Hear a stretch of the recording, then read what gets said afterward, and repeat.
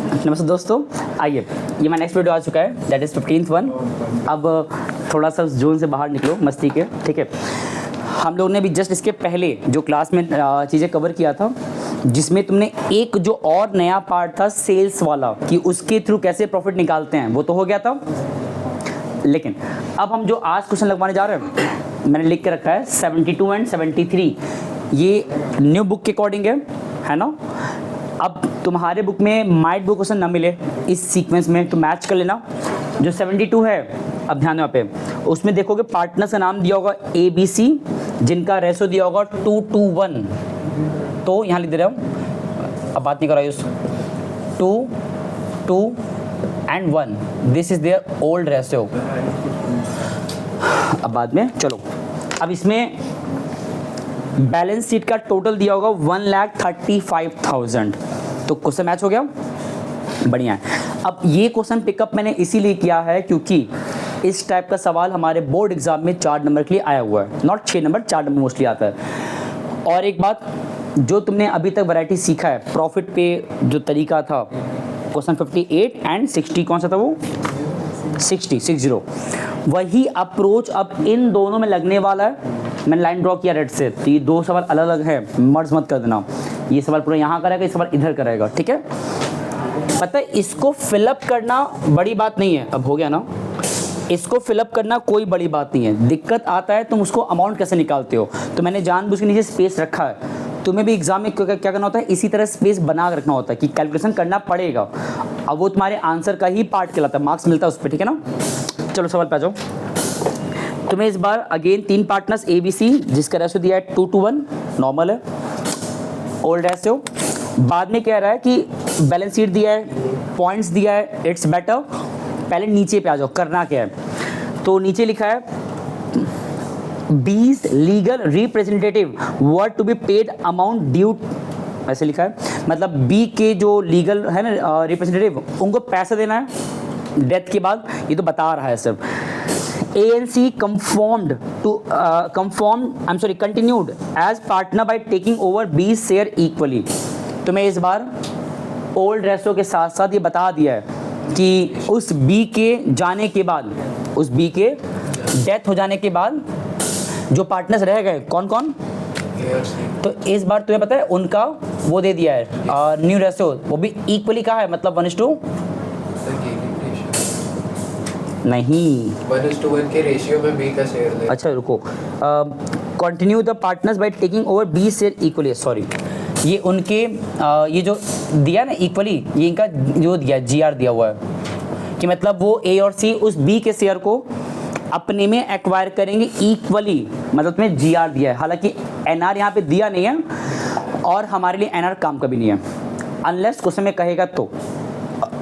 NR एकदम कहीं rare case में काम आता है, इस क्वेश्चन में GR काम करता था, पता क्यों है, गुडविल को बांटने में काम आता है, उस फर्म के वैल्यू गुडविल बांटने काम आता है ना। तो अगर GR है तो तुम अपने मन से PL सस्पेंड मत देना इस बार, ठीक है ना। चलो आगे बढ़ो। अच्छा, इसमें और क्या लिखा है, work out the amount payable to B's legal representative. Workout मतलब होता है काम करिए उस B के अमाउंट पे जो कि B के लीगल पर्सन को मिलना है। मतलब एक तरीके से you have to calculate that amount जो B को मिलना वाला है। अब गैस करो B का जो था लीगल रिप्रेजेंटेटिव कितना पैसा पाएगा, कहाँ से निकाल पाते हो। B के लीगल पर्सन कितना अमाउंट पेबल होने वाला है फर्म के साइड से, वो अमाउंट का कैलकुलेशन तुम करते हो B के ही कहाँ से, B के कैपिटल अकाउंट से सॉल्व कर, यहाँ जो मिलता है वो जो अमाउंट आता है दैट इज द अमाउंट जो कि B के पर्सन मिलना है, B के नॉमिनी को। तो मतलब इनडायरेक्टली यहाँ पे तुमको मालूम चल गया कि तुम फ्रेम क्या करना है, B का कैपिटल अकाउंट जिसका डेथ हुआ है, ना A का ना C का, ओनली B का, बिकॉज B का पूछा है कि B के लीगल पर्सन को कितना पैसा मिलना है। और ये सेम अप्रोच यहाँ भी आने वाला है। अभी हमने से सवाल समझा है कि 3 पार्टनर्स रेशो दिया है और रिमेनिंग पार्टनर्स B के शेयर को इक्वली एक्वायर कर रहा है एंड यहाँ फ्रेम करना है B का कैपिटल अकाउंट, दैट्स इट। अब ऊपर आ जाओ, तुम्हें 4 पॉइंट दिया है, वो चारों पॉइंट तुम्हें एक एक करके यहाँ पुट करना है, एक एक करके। चलो हिंट देते हैं हम। बेटर होता है कि पहले जो 4 पॉइंट है उन 4 पॉइंट को पढ़ने से पहले इट्स बेटर सबसे पहले जो उनका कैपिटल बैलेंस है जो बी को मिलना है वो पिकअप कर लो। ऊपर देखो बी का कितना कैपिटल दिया है 25,000, तो यहाँ लिखो बाई बैलेंस क्या आएगा BD 25,000। अब उसके बाद एक एक करके पॉइंट को पढ़ो, जो जैसा कहा है वैसा करो। जैसे पहले कह रहा है बैलेंस इन कैपिटल अकाउंट मिल चुका, जितना बैलेंस था वो लिख दिया मैंने। बी पढ़ो, यहाँ कोई कैलकुलेशन था नहीं। शेयर ऑफ गुडविल देना है फिर से जितना उसके हिस्से का होगा, बट कैसे कह रहा है valued on the basis of thrice the average of the past 4 years. 4 years के प्रॉफिट का एवरेज उसका थ्राइस, जो थ्राइस दिया है वो तुम्हारा परचेज ईयर दिया है। 4 साल का प्रॉफिट है कहाँ, यहाँ पे एवरेज दिया नहीं है, प्रॉफिट यहाँ नहीं दिया, नीचे दिया शायद। तो ऐसा होता है आमतौर पे कि प्रॉफिट के ऊपर क्या बात कह दिया, नीचे प्रॉफिट दे दिया होता है साइड से, तो कोई दिक्कत नहीं है। तो हमारे पास यहाँ पे अगर करते हो कैलकुलेशन तो हमें यहाँ पे प्रॉफिट जो है 4 साल का वो दे दिया कितना 15, 17, 19, 13, 15, 17, 19 था ना, बस सीक्वेंस कोई दिक्कत नहीं है। 99, 13 इन सबको ऐड कर लो, जो भी आएगा कोई ऐड किया इसको 64 सही बताओ 64। ये तो आया एवरेज प्रॉफिट, हमको निकालना क्या है, नहीं सॉरी प्रॉफिट ये आया 4 साल का सम करने पे ना, अपॉन 4 कर दोगे, सॉल्व करो कितना आ गई है 16,000। ये AP आ गया ना। ये बताओ अगर तुम्हें गुडविल निकालना है वैल्यूड फर्म का, तो फॉर्मूला क्या होता है AP into purchase year. AP दिया है 16,000, यहाँ परचेज ईयर दिया कितना थ्राइस ना, तो 3 विच कम्स 48,000। ये फर्म का आ गया ना। तुम्हें किसका पता लगाना है, उस डेथ वाले पार्टनर दैट इज B का, और यहाँ B का शेयर है कितना 2/5, तो यहाँ पे इंटू 2/5 कर दो, विच कम्स कितना आ गई है 48 इंटू 2/5, 19,200 आता है क्या। हाँ मैच कर लो तो आना चाहिए, सही है, सही है ना आयुष, ठीक। तो ये जो पैसा है ये कौन पाएगा, B पाएगा। कौन देगा, जो गेन किए हैं। किस रेशो में, अगर गेनिंग दिया था तो इसमें, नहीं दिया है तो B काटे थे, जो आया था 2:1 उसमें दे देंगे। बट यहाँ तुम्हें बता दिया था कि जिस एक्वायरिंग रेशियो में रिमेनिंग पार्टनर्स गेन किए हैं B के शेयर को, तो उस गुडविल का हिस्सा बोलो उसी में देंगे। मतलब यहाँ पे बेसिकली A और C will provide this goodwill amount in equal proportion. जो भी आएगा 14 2 हिस्सा कर देना, कितना आएगा बांटो उसका जाओ। ये तुम्हारा आएगा 9,600, 9,000 नहीं, सही है ना। तो इतना इतना A और C देंगे उस B को। चाहो तो इसको भी यहाँ पोस्ट कर लो इसी वक्त, वो भी चलेगा। या तो पहले एक साथ कैलकुलेशन कर लो फिर पोस्ट हो एक एक करके, या फिर तुम पहले सॉल्व कर लो फिर पोस्ट करो, फिर सॉल्व पोस्ट हो, तुम्हारी मर्जी, दोनों सही रहेगा।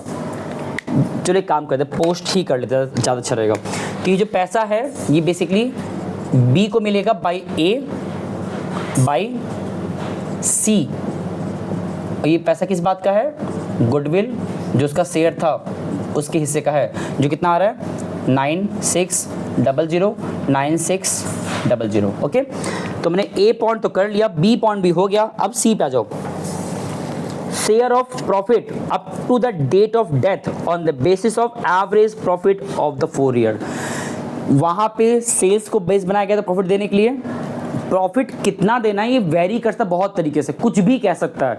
जो यहाँ का है डिट्टो उसको फॉलो करो सिर्फ। तो यहाँ क्या लिखा है, हम प्रॉफिट का हिस्सा देंगे B को, बट उस फिगर पे देंगे, उस अमाउंट पे देंगे जो बेसिकली 4 ईयर्स के एवरेज प्रॉफिट निकालने पे आया था।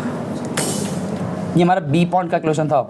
ये बताओ प्रॉफिट कितना आया हमारा 4 ईयर्स का, 4 ईयर का एवरेज प्रॉफिट जब तुम सॉल्व की कितना आया था 64 तो आया था, ऐड करने पे आया था ना। देखो इसको ऐड किए थे तो 64 आया था, बट क्वेश्चन में कहा है उस प्रॉफिट को बेस बनाओगे जो एवरेज आया था 4 साल का प्रॉफिट का। तो मतलब 64 अपॉन जब 4 किए थे कितना आया था ये 16,000। तो क्वेश्चन में क्या रहा है, इस 16,000 को हमें बेस बनाना है प्रॉफिट देने के लिए।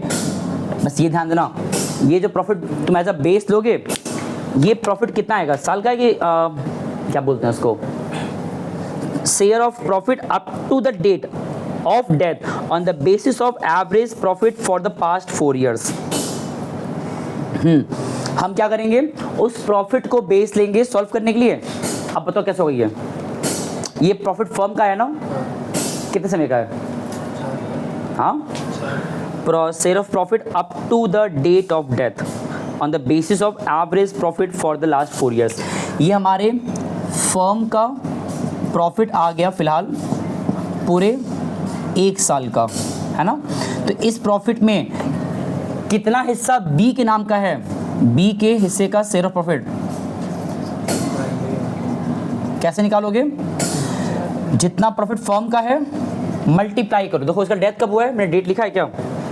डेट लिखा ही नहीं है। 15 जून, 15 जून। और इस क्वेश्चन का भी अकाउंटिंग ईयर सेम है, मोस्टली 31 मार्च ही होता है, मतलब 1 अप्रैल से 31 मार्च। तो जरा काउंट करो, अप्रैल से 15 जून कितना होता है? 15 जून है, अप्रैल पूरा, तो अप्रैल मई जून, बट जून पूरा नहीं गया है, 2.5 महीना ना, यहाँ लिखोगे 2.5 महीना। तो ये पूरे फॉर्म का है ना, साल भर का, मल्टीप्लाई करो 2.5 नहीं। ये जब तुमने किया 365 करके डे के हिसाब से बहुत कॉम्प्लिकेट हो जाएगा, ये ज़्यादा सिंपल पड़ता है, क्योंकि यहाँ पे तुमको प्रिसाइज दिया ना 15, मतलब मिड एंड और ओपनिंग जब देगा डेट स्टार्टिंग, तो इसी तरह किया करो। हाँ, जब एकदम 20 दे दे, लाइक 18 जून, 23 जून ऐसे करेगा तब डेज पे जाना। वो भी हम सवाल पिकअप करेंगे कल तक में, आज नहीं। तो 16,000 इंटू 2.5 अपॉन 12, जब इतना करोगे ना, ये फर्म का प्रॉफिट कॉन्ट्रास्ट हो जाएगा, मतलब सॉरी कॉम्प्रेस्ड हो जाएगा 2.5 महीने का, बट स्टिल फर्म का ही आएगा। भाई फर्म प्रॉफिट था ये 16,000 साल भर का, तुमने किया 2.5 मंथ में कन्वर्ट, तो वो फर्म का ही आया 2.5 महीने का। बट हमको किसका निकालना है? बी का। और कितना बी का शेयर है? तो यहाँ पे तुमको अलग से इंटू 2/5 करना होगा, ताकि बी का प्रिसाइजली जान पाओ किससे कितना बी के अमाउंट का आएगा प्रॉफिट अमाउंट। सॉल्व करो इसको, कितना आएगा ये? 16,000 इंटू 2.5 इंटू 2 अपॉन में 12 अपॉन में 5, कितना आ रहा है? थोड़ा वैसा आ रहा है कि डेसिमल में? ठीक है, कितना आ रही है? 1333। कोई दिक्कत नहीं, कुछ भी आ सकता है। देखो एक बात जान लो, अगर सही प्रोसेस फॉलो कर रहे हो, जो भी अमाउंट आता है उसमें बहुत देख के डर मत, ये कैसे आ सकता है। कॉमन सेंस लगाओ ना भाई। ये प्रॉफिट जो मैं क्वेश्चन में कहा था बेस लेने के लिए, कि 4 साल के प्रॉफिट का average, that will be base for the profit calculation of the disease part ना। तो हमने उसको बेस तो लिया, बट ये भी फैक्ट है कि जो बेस लियो वो भी फर्म का है, उस रेस्पेक्टिव से बी का सिर्फ नहीं था, फर्म का तो भी साल भर का था। अब यहाँ में थोड़ा पहुँचना पड़ रहा है उस बी के प्रॉफिट शेयर पे, वो भी डेज के हिसाब से। तो ये फर्म का था साल भर का, तुमने जहाँ लिख मल्टीप्लाई के 2.5/12 किया, वो फर्म का आया टिल डेथ के डेट तक का मिल गया, और जहाँ तुम मल्टीप्लाई के 2/5 से, तो वो हो गया उस बी का पर्सनल प्रॉफिट अमाउंट, जो कि इतना आया। अब यहाँ पे हमारे सवाल में दिया था ना ये, कि जिस GR दिया है ना, तो दिस इंडिकेट कि यहाँ पे जो प्रॉफिट अमाउंट है, PL सस्पेंस मत लिख देना इस बार।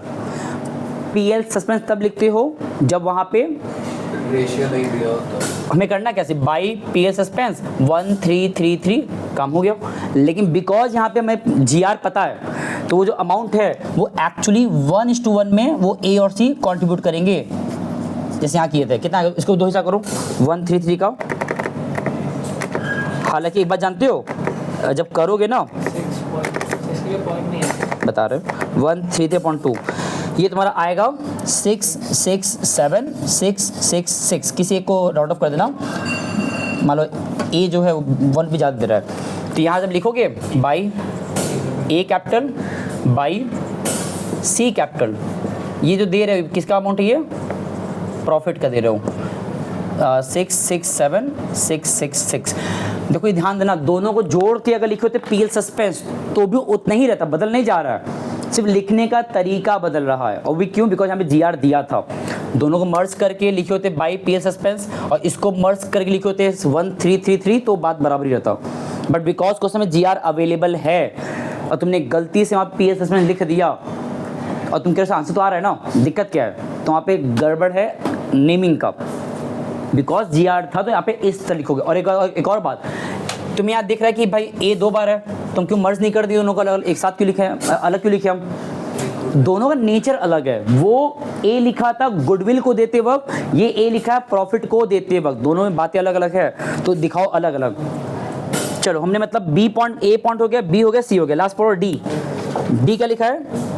हमें उनको देना है IOC, तो दे लो, तो बाई IOC। और सेम तरह से सॉल्व कर लो। कैसे?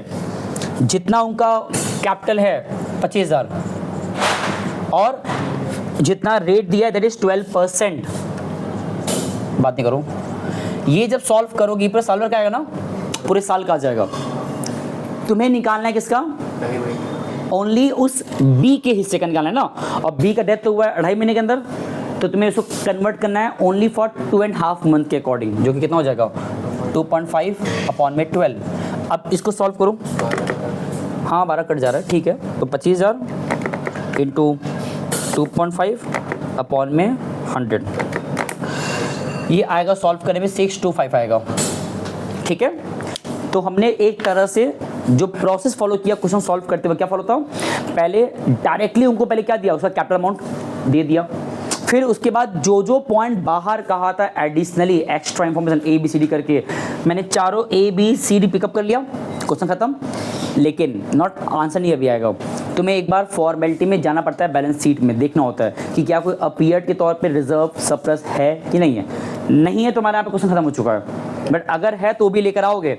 तो ऊपर देखो हमें एक ही दिख रहा है रिजर्व फंड, नहीं एक और दिख रहा है एसेट्स में दिख रहा है गुडविल, है ना, अपीयर्ड, तो ये दोनों यहाँ पे आएगा ना। कैसे आएगा? जो रिजर्व फंड लायबिलिटी वाला है वो इधर आएगा बाई रिजर्व फंड, इसका अमाउंट दिया है 25,000, बट ये पूरे साल भर का है, सॉरी पूरे तीनों पार्टनर्स का है। इसमें कितना हिस्सा इसका खुद का है? और इस रिजर्व फंड में कोई टाइम का मत ला देना कंडीशन, पहले सुन लो, रिजर्व फंड में टाइम का मत लाना कंडीशन, बिकॉज वो रिजर्व फंड पूरे साल भर का नहीं है, वो उसका पूरा सब में बटा था एज अ होल। उसमें कितना बी का है पता लगा लो, कितना आ गई है 10,000। और जो गुडविल दिया है उधर यहाँ ले आओ, टू गुडविल, ये हमारा अपीयर्ड वाला है, इसको मिला मत देना इस वाले गुडविल से जो यहाँ पे तुम सॉल्व कर रहे थे। 30,000, तो 30,000 का 2/5 कितना आता है? 12,000 आएगा, चेक कर लो। बाकी अब इसका बैलेंसिंग करो, और जब बैलेंसिंग करोगे इसका तो लमसम तुम्हारा कितना आ गई है? कुछ सॉल्व किया इसको? हम लिख रहे सीधा आंसर, तुम लोग सॉल्व करना इसको और मैच करो, आंसर आना चाहिए। 2 B's executor account as a balancing figure which comes 44,158।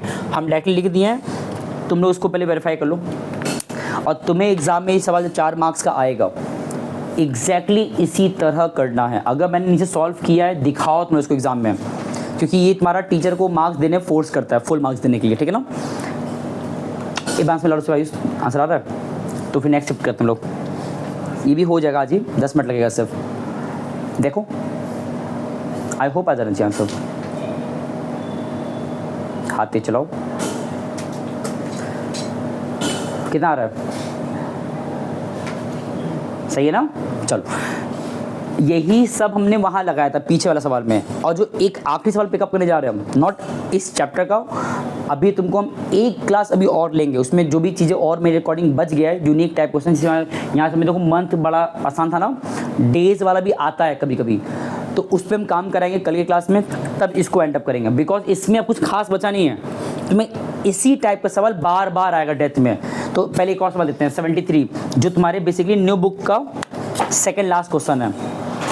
और जिनको ये लग रहा है जंप बहुत ज़्यादा कर गए, इसके पीछे हम कौन सा लगवाए थे? 62 लगवाए थे। फिर तक कहाँ पे आ गया 72। तो जो मैंने सवाल 20 का रोका है, 10 क्वेश्चन लगभग वो स्किप नहीं किए हैं मैंने। आज तुमको सिर्फ ये बताया कि भाई जितना हम लोग पढ़े हैं वो सारे वैराइटीज़ कवर हो चुका है। अब बस जो क्वेश्चन दिया एक्स्ट्रा वो करवाएंगे तुमको नेक्स्ट क्लास में हम। बाकी तुम लोग अगर क्वेश्चन एंडिंग का लगा पा रहे हो तो मतलब हमारा कंटेंट नया बचा नहीं है। सिर्फ वाली काम की बात क्या है, क्वेश्चंस को फेस करना। तो एक सवाल और देते हैं फिर इसको रोक देंगे, ठीक है ना। 73 और जिसके पास अगर बुक है, न्यू नहीं है ओल्ड है, तो मैच करो सवाल को। पार्टनर्स नाम दिया होगा PQR, रेशो दिया है 569, PQR 569 that is old ratio. इसमें डेथ किसका हुआ है, आगे लिखा है। बैलेंस शीट छोड़ दो। जब हम कहते हैं बैलेंस शीट स्किप किया करो, ये अपने नेचर में रखो कि वो अभी हमारे काम की बात नहीं है, उस पर ध्यान देना। तो आगे देखो, मत करो। आर का डेथ हुआ है, थर्ड पार्टनर, और डेट दिया है 30 अप्रैल, मतलब विद इन 1 मंथ इनका डेथ हो गया 2023। ठीक है, अब पढ़ो आगे और क्या बातें कह रहा है। ज़्यादा खास नहीं है, क्वेश्चन सिंपल ही है। तो मैं यहाँ पे फिर से बस 2 ही पॉइंट दिया है, फर्स्ट एंड सेकंड, और कह रहा है प्रिपेयर आर्स कैपिटल अकाउंट। तो यहाँ तुम्हें बनाना क्या है, यहाँ तुम्हें फ्रेम करना है आर कैपिटल अकाउंट। तो सेम तरीके से करेंगे, बेटर रहेगा कि कैलकुलेशन पहले कर लो साइड में, और यहाँ पे मेन खेल कैलकुलेशन का ही है कि तुम कितना प्रिसाइज तरह से कर पा रहे हो। जैसे यहाँ देखो, इसमें 2 पॉइंट है, पहला पॉइंट एंड दूसरा पॉइंट, और आई होप इन दोनों में ही हमारा क्या लगने वाला है, कैलकुलेशन। चलो पढ़ते हैं क्या लिखा है। पहला पॉइंट पढ़ो, goodwill of the firm was to be valued at 3 year purchase of the average profit. Again यहाँ पे तुम्हें बना बनाया फर्म का गुडविल दिया नहीं है, तुम्हें यहाँ पे फर्म के गुडविल को निकालना पड़ेगा। मेथड बता दिया है, एवरेज प्रॉफिट मेथड। तो ये बताओ यहाँ पे किसका बोला, profit of the average profit of the 5 years. यहाँ 4 साल था ना, ये देखो यहाँ पे आयुष यहाँ कह रहा है 5 साल के एवरेज को पिकअप करना है to get the goodwill of the firms valued.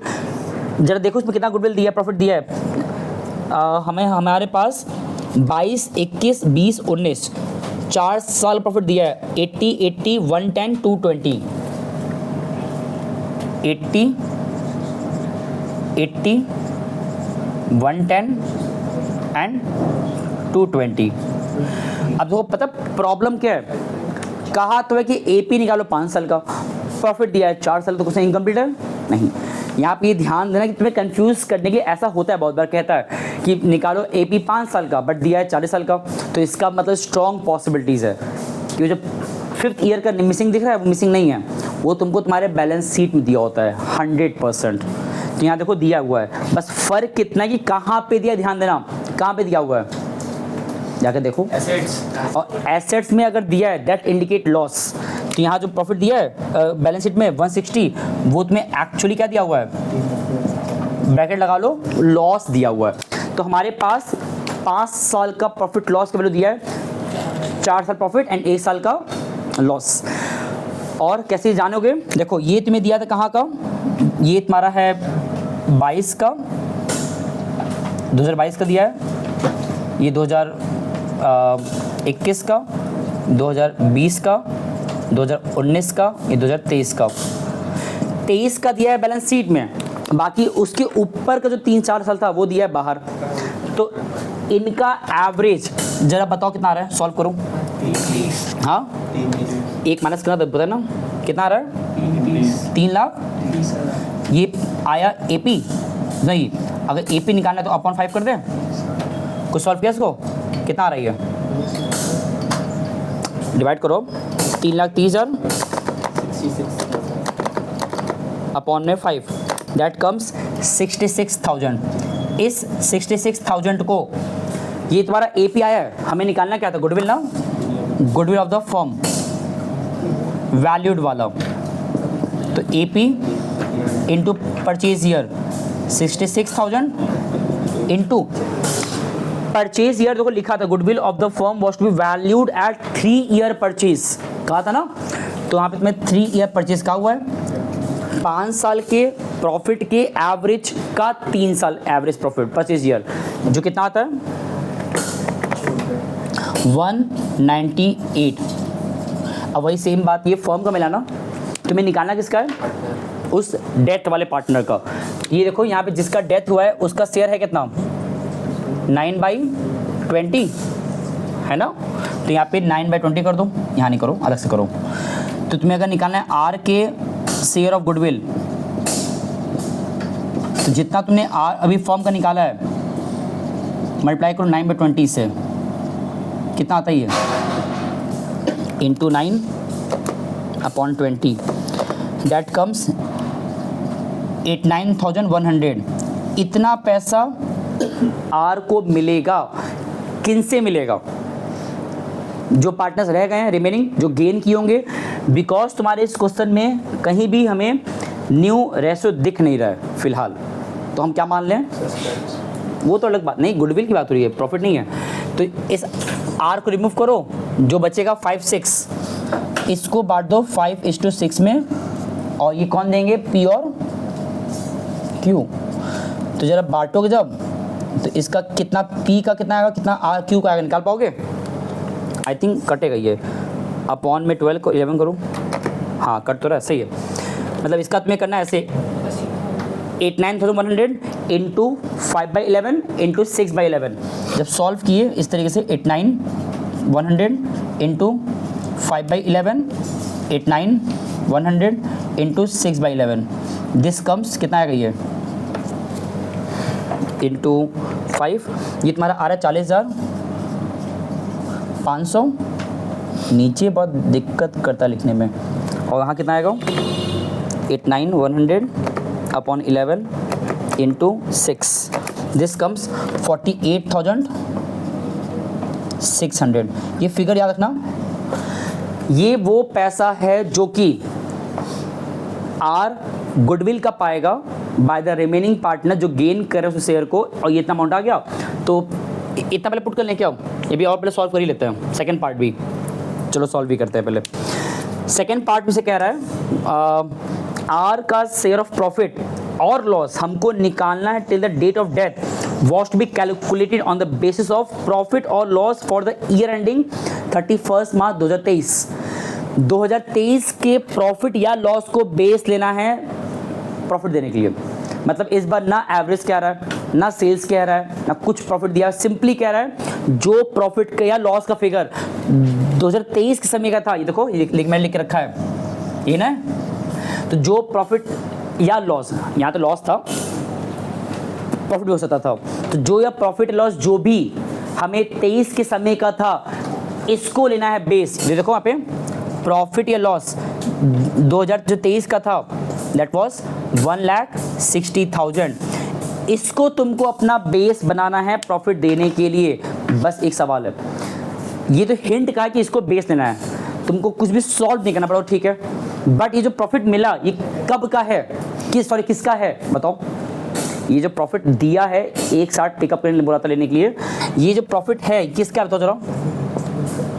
ये क्या डायरेक्ट आर का मिल गया, नहीं, ये मिला किसका, अभी फर्म का है। तो यहाँ ध्यान देना, ये फर्म का तो मिल गया, हमको किसे निकालना है, आर का शेयर ऑफ प्रॉफिट लॉस। तो कैसे करेंगे, जितना फर्म का मिला है इनटू ये प्रॉफिट जो फर्म का मिला भी, ये पूरे साल भर का है, ये होल ईयर का है ना। तो मैं इसको कन्वर्ट करना है डेट ऑफ डेथ। डेथ कब हुआ है, 30 अप्रैल, मतलब अकाउंटिंग ईयर 31 मार्च में दिया हुआ है, तो विद इन 1 मंथ पूरा अप्रैल एंडिंग आया, डेथ हो गया।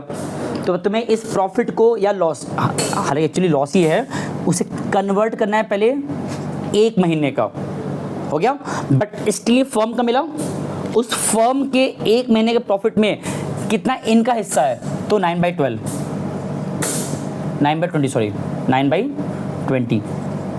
दोबारा कह रहे प्रॉफिट तुम्हें कभी भी एक पार्टनर में देता नहीं है, कुछ भी कह सकता है। मान लो तुमसे ऐसे कह दिया होता, यहाँ पे भी कह दिया होता कि जो 5 साल का एवरेज निकाले हो 66, उसको बेस ले लो, तो जो यहाँ लिखे 160 में क्या लिए होता पे 66 लिए होते हैं। अगर ऐसा कहा होता कि उन 5 साल के प्रॉफिट का जो सम आया है सिर्फ उसको बेस ले लो, तो हम यहाँ कितना लिखे होते हैं, सिर्फ सम अगर कहा होता लेने के लिए 5 साल प्रॉफिट के सम को, यहाँ कितना लिखे होते हैं, 330 लिखे होते हैं। बाकी ये पार्ट तुम वहाँ भी करोगे, बट ये जो अमाउंट है 160 जो मैंने यहाँ लिखा है, ये डिपेंड करता है क्वेश्चन में जो कह दे।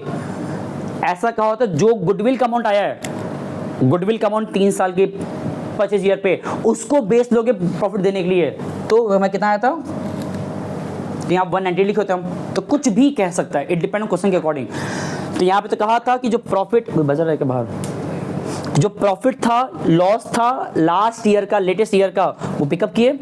ये सब फर्म का साल भर का है, मल्टीप्लाई 1/12 क्यों, बिकॉज एक महीने डेप्थ हो गया, बट स्टिल फर्म का है, मल्टीप्लाई किया उसके शेयर से, तो ये जो सॉल्व करने पे आएगा कितना आएगा, इसको सॉल्व किया, इसको बोलो, हाँ सही कर रहे हो, लेट मी चेक, सही कह रहे हो 6000 आएगा। ये जो 6000 है ये पता है क्या है, ये लॉस है, तो मतलब एक तरह से उस डेथ वाले पार्टनर को लॉस भी दे के जाना है फर्म को। अच्छा तो इस क्वेश्चन में क्या कहीं भी हमको वो दिया था क्या, वो NR न्यू रेशियो, तो ये जो नाम इसका वर्ड यूज क्या करोगे, PL सस्पेंस।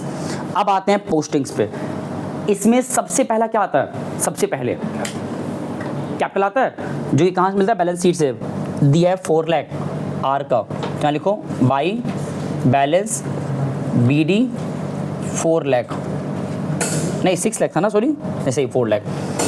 दूसरा क्या आता है, हमने बैलेंस ला दिया, बैलेंस शीट से पिकअप करके, चाहो तो जो बाहर पॉइंट है सीधा उसको पुटअप कर लो पहले, या चाहो तो जो पहले बैलेंस शीट में ही अपीयर दिया होता है लायबिलिटी एसेट्स में रिजर्व सरप्लसेस, उसको पिकअप करो, जो तुम्हारी मर्जी, बेटर रहेगा। पहले पिकअप करते हैं बाहर जो दिया था, बैलेंस के बाद जो बाहर की बातें था, सिर्फ 2 ही बात रहा था ना,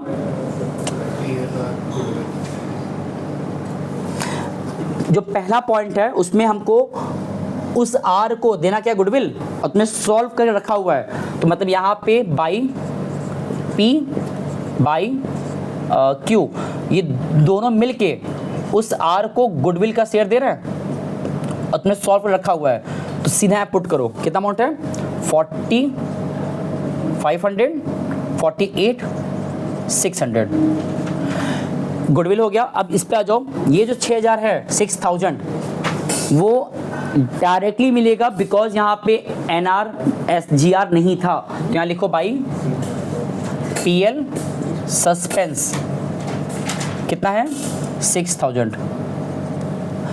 क्या मैंने सही किया,